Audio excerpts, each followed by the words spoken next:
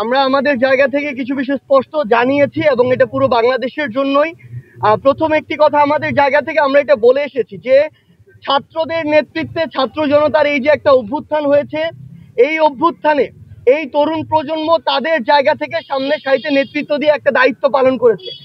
এখন আমাদের যারা বাংলাদেশের রাজনৈতিক অঙ্গন থেকে রাজনৈতিক দলের যারা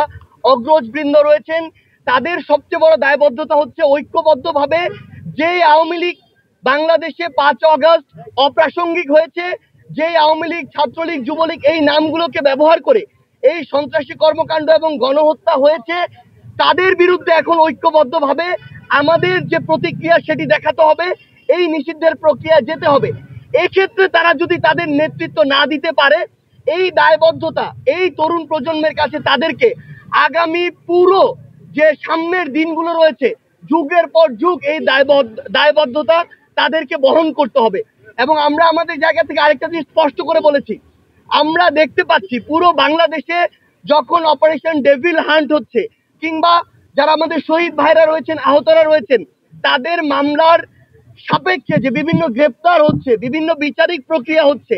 এই জায়গায় বিভিন্ন রেফারেন্সে যেখানে বাংলাদেশের বর্তমানের ফ্যাসিস্ট বিরোধী আন্দোলনে ছিল, কিন্তু বিভিন্ন রাজনৈতিক দলের যারা পোস্টেড তারা বিভিন্নভাবে প্রত্যক্ষ পরোক্ষভাবে রেফারেন্স করছে। এই রেফারেন্সের মাধ্যমে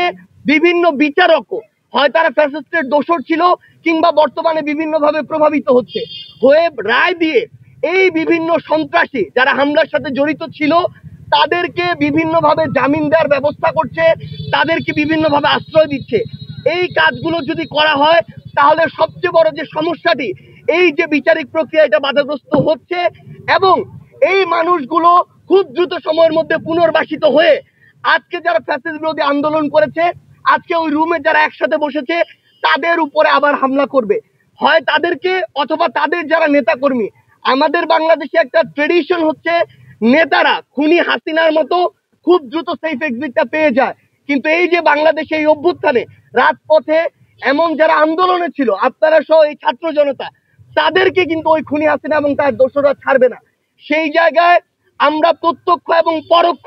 কোনো ধরনের নেগোসিয়েশনের চিহ্ন দেখতে চাই না। যারা দোষী, যারা খুনি, যারা খুনিদের দোষর, তারা যেই দলের যেই মতেরই হোক না কেন তাদের শাস্তি হতে হবে এবং এই বিচারিক প্রক্রিয়ায় কোনো ধরনের আমরা হস্তক্ষেপ প্রত্যাশা করি না, এটা আমরা আমাদের জায়গা থেকে স্পষ্ট করে দিয়েছি। এবং এমন যদি কোনো কিছু দেখি তাহলে আমরা আমাদের জায়গা থেকে জাতীয় নাগরিক কমিটি বলেন আর বৈষম্য বিরোধী ছাত্র আন্দোলন বলেন, আমরা ঐক্যবদ্ধভাবে আবারও হয় ওই ব্যক্তি কিংবা ওই প্ল্যাটফর্ম তাদের নামে আমাদের যে আবার প্রতিবাদ সেটি আমাদের জায়গা থেকে শুরু হবে। কারণ এই অভ্যুত্থান পরবর্তী সময়ে আমাদের সবচেয়ে বড় প্রথম এবং প্রধান দায়বদ্ধতা হচ্ছে ওই খুনিদের বিচার করা, এটা আমরা আমাদের জায়গা থেকে স্পষ্ট জানিয়ে দিয়েছি।